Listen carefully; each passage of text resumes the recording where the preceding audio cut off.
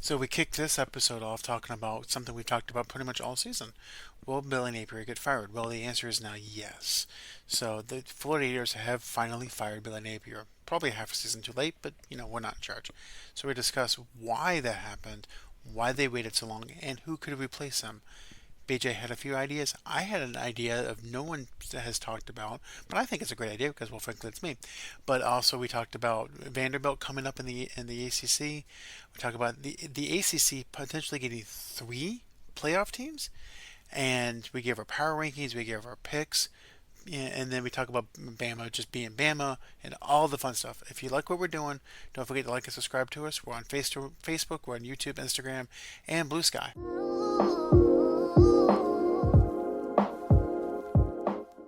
Welcome to number one local sports podcast in Central Florida. This is Sandlot Sports. I am Adam Capison. I'm here with BJ Thomas. I'm so glad that Billy Napier is fired. We will get to that. So, as you guys may have noticed, we've been a man short recently, and we're a man short again tonight. Our boy Dorian, he's dealing with some family things. We told him take time, be with your family. So our hearts and prayers and all that are with him. Everything should be turned out fine. But just told him to take a break, be with your family. But we will start where you wanted to start with Billy Napier. He gone. I'm just glad. The question is now what? So I wanted to ask you, and I have actually had thoughts on this question. Um, who would you like to see as a Florida fan? Who would you like to see coach the Florida Gators next year? Dan Lanning. Okay. Realistically, who would you like to see coach the Gators next year? Nick Saban. Okay. Hey, at least he doesn't have a current job. That is true. I think they should take a run at somebody. They got to do something to keep the talent on this team because it's the most athletically talented team they've had in a while. They just the X's and O's are just ugh. So I know all the pundits they're going to say the usual names. James Franklin, which I think is hilarious. And then Lane Kiffin is getting run. And there's been several names thrown out, but I've got one name for you that I have not heard anyone mention. And I wanted your thoughts on it. Okay. Because at Florida, to me, you have to do two things. You have to compete for SEC championships, which means you have to make the championship game in the SEC, and you have to beat top 10 opponents because that's who you're going to be playing in the SEC. Right. Would you agree with that? Yeah. Okay. Here's a name. Jeff Brom, Who? the coach of Louisville. It's taken two separate schools, two separate Power Four schools to championship games. He is currently 4-0 against top five teams. Was he a quarterback for Louisville back in the day? Yes, he was. Okay, I thought so. The name sounded familiar. I don't know. I don't even know what the right answer is anymore. The Florida coaching thing has been a problem since Urban Meyer left, and it was a problem before Urban Meyer got there. And and that's always a question I have is like, is it the school or is it the coach? Because Florida State was great under Bobby Bowden. Yeah. They were garbage before him. And outside of a couple years of Jimbo Fisher, they were garbage after him. The Gators were okay until Spurrier got there, and then were great because he introduced the four pass to the SEC. He left and they went through the Ron Zook era. Urban Meyer came and they were great. And then he left and they have been essentially irrelevant since Urban Meyer's left. Yep. Well, I mean, clearly the coach, the school's always there, but they don't always win. Yeah.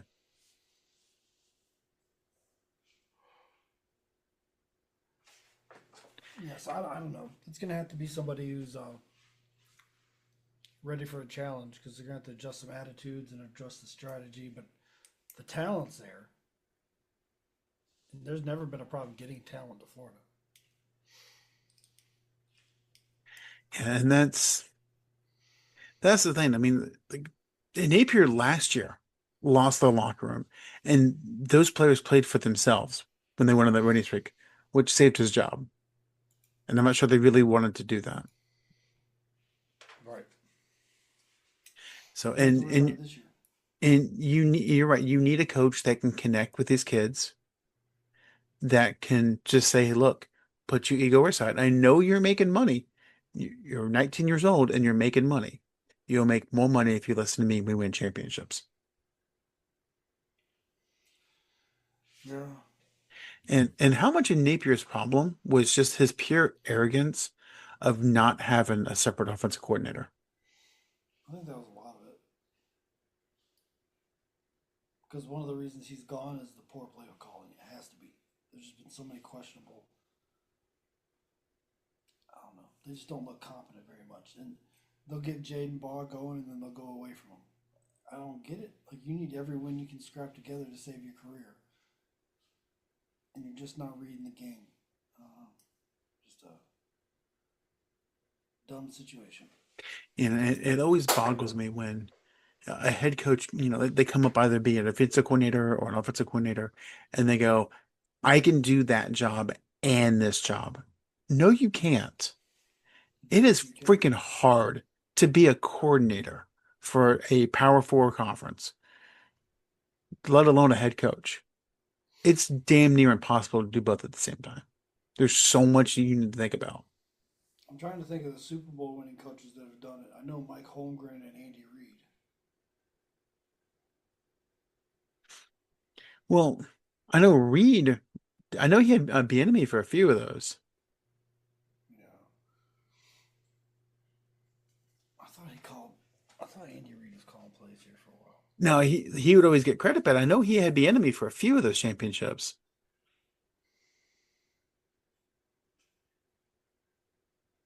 But either way, it's rare to be a coordinator and a head coach and be successful. Yeah, he calls the plays even with a coordinator on staff. Okay, that's that's fair.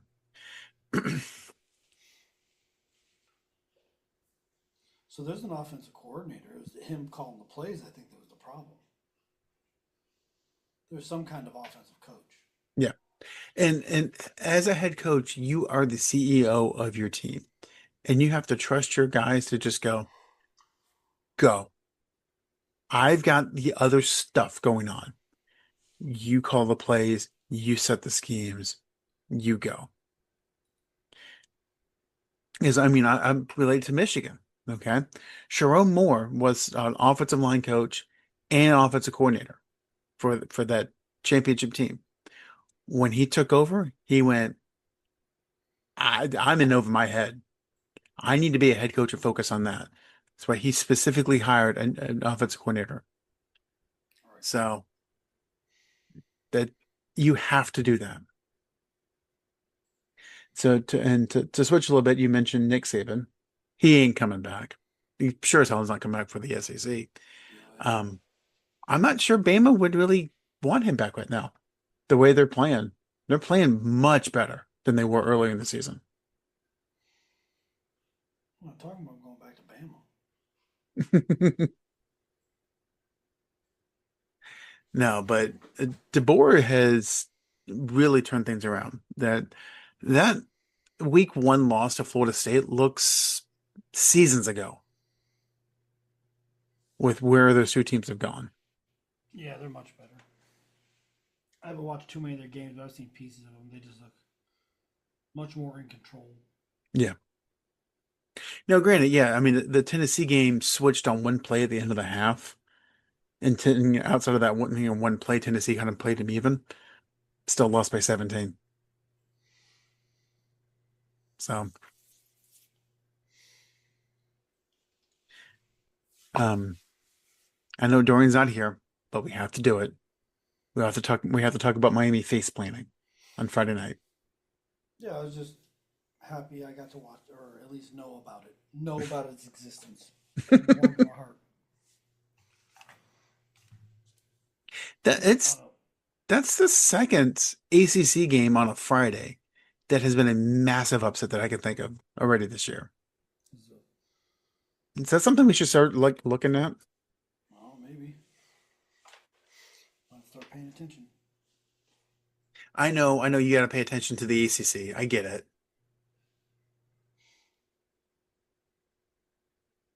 So I know you don't want to, but we kind of have to because they might get two teams in the playoffs.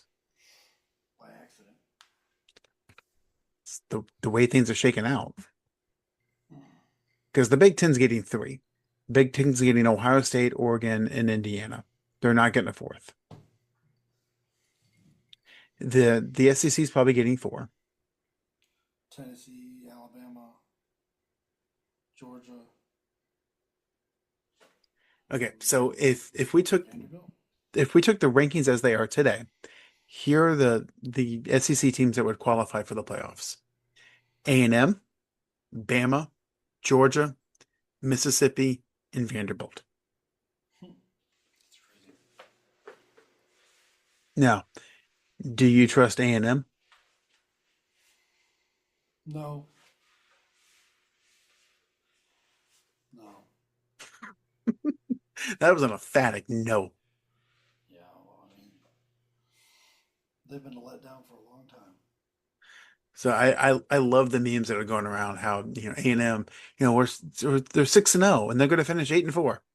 Now they're 7-0. Yeah, They're going to finish 8-4 because that's what yep. they do. That's what they do.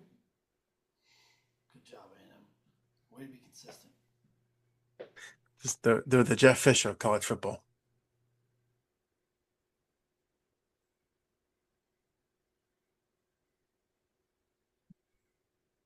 So I'm going to ask you another question. But we're going to go back to the coaching hires. Napier's out. Franklin's out. Norvell's probably next. If if all three schools could pay you the same, Florida State, Florida, Penn State, where would you go? Probably Florida. Because Florida right now has like a top notch defense and plenty of offensive talent. I feel like if whoever comes to Florida can fix the offense, they're going to be competitive instantly. So I would say Florida. I think they're Okay. ready to go. Um, I'm going to be selfish, and I'd say Florida State. And here's why. You can pull the same talent at Florida State than you can at Florida, or very comparable talent. That talent can dominate the ACC better than that talent can dominate the SEC. And if you go 10-2 at Florida State, you're gonna make the playoffs. You may not This is go why 10 you're a and Michigan fan. You're soft. You want to take the easiest. You take want the to take easy way out. The Bobby Bowden soft ass road to success. I Damn. still cannot believe they asked him, "Will you join the SEC?" And like, no. The road to success is paved with my pillows.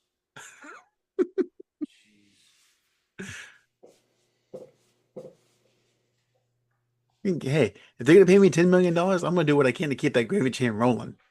Shit. They print blonde haired, blue eyed girls in Gainesville. That is true. That is a perk. I'm looking for somebody's mom.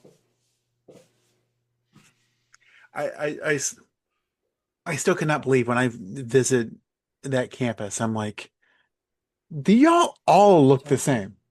Telling you. It's crazy. And for those of you who have not been to the state of Florida, not every girl looks like they do at the University of Florida. I don't know what attracts blonde hair, blue eye girls, but that's where they all go, all of them. They all go. They're all there. I I, I think UCF has two blondes and the rest are brunettes because they're all at UF. It's like some kind of Nazi safe haven. I get it.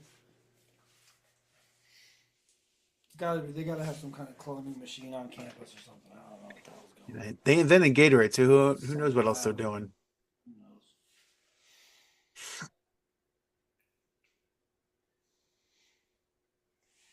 So, anything else you want to touch on before we get to our power rankings? No, nothing to talk about for me. Syracuse is trash. Florida fired their coach. Arkansas gave was it the Tennessee hell of a run. Who they just played this weekend? A&M.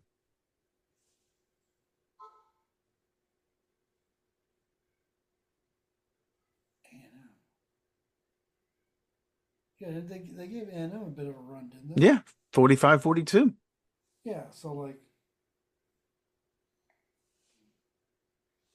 Arkansas team just hanging in there.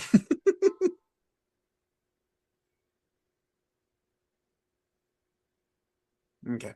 So we'll move to our power rankings real quick. Um, little adjustment this week.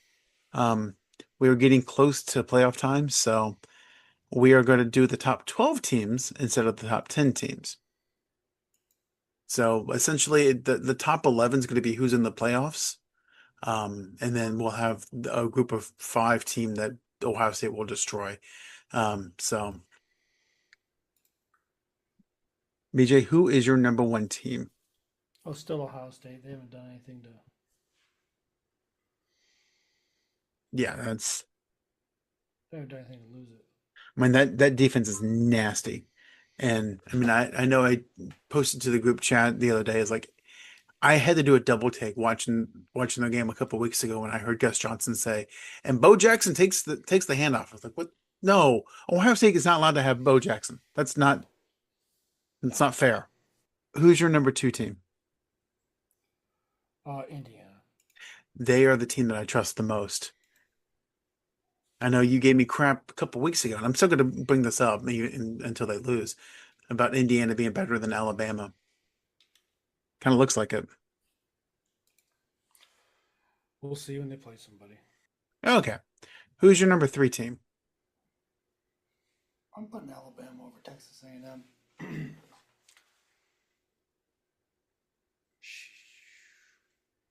I'm trying to think of A&M's best win. I know they beat Notre Dame. Their preseason ranking, maybe. I don't know. Maybe. Um, That might be their best win.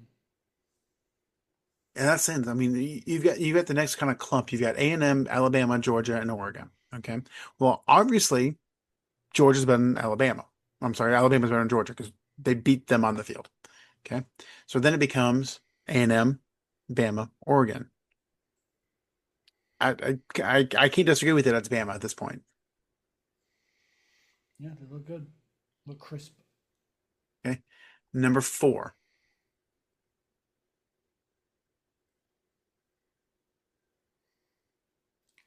I want to put Oregon over Georgia and Texas A&M.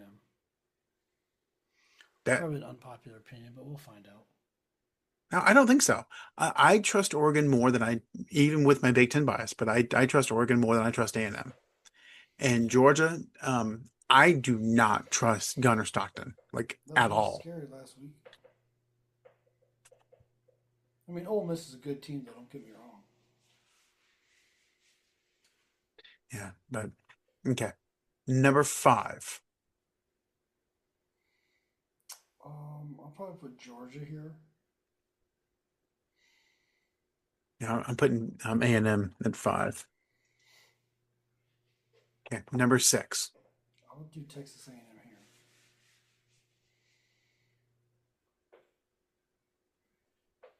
Yeah, this is going to be unpopular, especially in a certain state. I'm putting Georgia Tech above Georgia. Yeah, that's an interesting thought. Who's your seven? Oh man,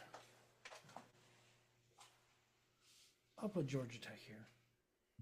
I'm fine with that. Yeah. See, and here's where we go. So I've got, Georgia, Mississippi, Miami, Vanderbilt, BYU kind of in the clump. Georgia just beat Mississippi. Okay. And I think those two teams are better than the teams below them. So I'm putting Georgia here. Okay. Number 8. I'm gonna put Vanderbilt here. And they're really going up the rankings. Yeah, I know. The problem is when I do this to a team, I usually kill their season. So Oh, well, we'll see. we just took a team from our team to watch to the top 10 this week. So that would be the Georgia Tech Yellow Jackets. Yeah, we do things on our list. Okay. My number 8, I'm going to go with Ole Miss because I think they would beat Vanderbilt. And number 9. I'll put Ole Miss here. I'm going to put Miami here. Number 10. I'll put Miami right here. Yeah. And this is where I'm putting Vanderbilt. Okay. Now a new 11 spot. Uh, put Notre Dame at 11.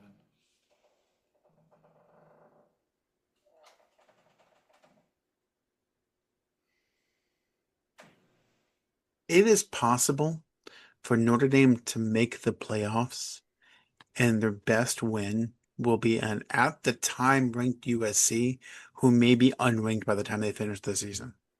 Mm. So I know we joked about A&M, the best win was the preseason rankings. You could totally say that about Notre Dame. If Notre Dame was unranked at the start of the season, they would not be 11 right now. Sons of bitches. So I'm putting Oklahoma at 11. Oklahoma's my 12. And I'm going to put BYU at 12. Okay. So who's your team to watch outside of the top 12? Missouri. So I've got a team for you. It's not Missouri. It's another team from the ACC. Okay. Right now, all the way down to Louisville. no, Virginia. Okay. All right. We'll see what the Cavaliers do. I mean, their schedule for the rest of the season is very manageable. I mean, right now they're ranked 16th. If they just keep winning, they will be in the top 11. Nice. Notre Dame treatment.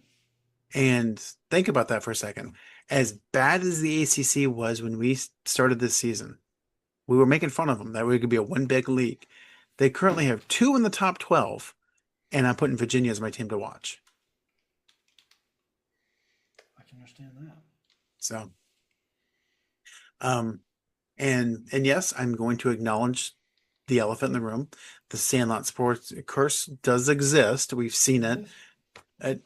We take a team that's kind of been floating around, put them in our top 10, put them high, and they lose, or their game is tight, the game is close, a lot closer than it should be. That team this week for both of us was Georgia Tech. We had Tech outside of the top 10 past several weeks, and now I've got them at 6 and you got them at 7. So I'm putting their game on our list to pick for this week. Now, that being said, see how much BJ actually pays attention to ACC football. Do you know who Georgia Tech plays this week? I do not. You are Syracuse Orange. Oh, shit. I don't think they're covering 17 and a half. I think they win, and probably by 3 scores, 2 scores, but damn. You going Syracuse to cover? Yeah. Begrudgingly. I'm going to based on what I just said. and 17 and a half is a lot. It's not just Yeah. so. Next game, to me, this is almost an elimination game for the playoffs. It's Ole Miss versus Oklahoma. It's in Norman. Oklahoma's a 4.5 point favorite. I'm going with Ole Miss here. Okay, you think they bounce back? I think they bounce back. I'm going Oklahoma. And the quarterback for Oklahoma's been okay, but he hasn't been right since he came back from that injury. Well, he broke his throwing hand. I know. That's Yeah, I'm not never a judging good him for thing. shit.